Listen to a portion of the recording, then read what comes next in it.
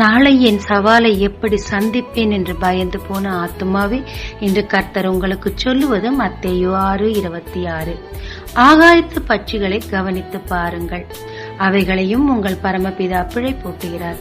அவைகளை பார்க்கிலும் நீங்கள் விசேஷித்தவர்கள் அல்லவா? மனிதனை மனிதன் அடித்துக் கொன்று தின்னும் அளவுக்கு பஞ்சம். ஆனால் எலிசாவோ, நாளை இந்நேரம் அபரிபிதமாய் உங்கள் தேவைகள் சந்திக்கப்படும் என்றார். நம்பினவர்கள் அதை அனுபவித்தார்கள், நம்பாதவன் செத்து போனான். ஆமாங்க, வேதமும் சொல்லுது நாளை தினத்தை குறித்து கவலைப்படாதேன்னு. நாளை உங்கள் பிரச்சனையை கர்த்தர் கரத்துல ஒப்புவீங்க, அதற்குரிய பரிகாரத்தை அவரே உங்களுக்கு கொண்டு வந்து சேர்ப்பார். நம்புங்க, அதை பெற்று அனுபவிங்க. ஜெபிக்கலாமாங்க. காக்கை குருவிகளை போஷிக்கும் என் தேவனே, நாளைய என் பிரச்சனையை உம் கரத்தில் தருகிறேன்.